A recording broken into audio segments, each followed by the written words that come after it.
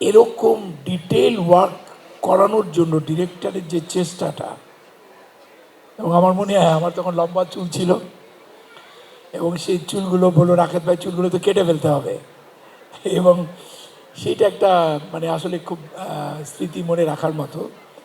আমি যাওয়ার পর আমাকে প্রথমে বলেছিল রাকেত ভাই এখানে কিন্তু গাড়ি যেতে পারে না, হুন্ডা করে যেতে হবে, দুর্গম। সেরকম একটি জায়গায় আমি যখন পৌঁছালাম, আমি কাউকে চিনছি না, না ইমরানকে চিনছি না তুজিকে চিনছি। একেবারে ডিফারেন্ট একটা লোকেশন, ডিফারেন্ট একটা অনুভূতি।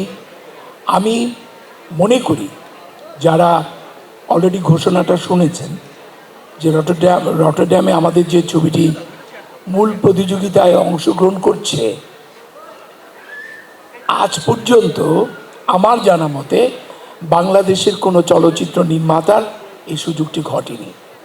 এবং কি হবে আমরা জানি না, কিন্তু আমি ব্যক্তিগতভাবে মনে করি বাংলাদেশে এইরকম একটি উৎসবে সুযোগ পাওয়াটা আমাদের চলচ্চিত্রের জন্য একটি বিরাট একটি প্রাপ্তি, এবং আমাদের জন্য একটি দরজা জানালা খুলে যাচ্ছে। সো তারিক ভাইয়ের সাথে আড্ডা দিচ্ছিল, উনি একটা কথা বলছিলেন যে একটি চলচ্চিত্র তখনই ইন্টারন্যাশনাল হয় যখন এটা লোকাল হয়ে ওঠে, অর্থাৎ দেশের কথা যদি না হয়, ঠিক একইভাবে আমি মনে করি এই রোদ অসাধারণ একটি নতুন মাত্রা যোগ করতে যাচ্ছে আমাদের চলচ্চিত্রে।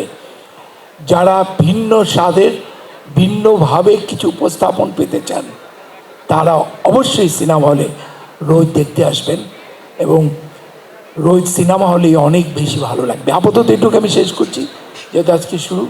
তো এখানে ইমরান আছে, তুষি আছে, পুরা টিম এখানে আমার কাছে ভাই আছেন, এবং আমার এখানে টিমে জয়ারের কথা বলবো। মানে আমি তো অনেক সিনেমাটোগ্রাফারের সাথে কাজ করি, এত নীরব, এত চুপ, এত সাইলেন্স, এত চমৎকারভাবে টিমটা তৈরি করেছে আমাদের মেজবা।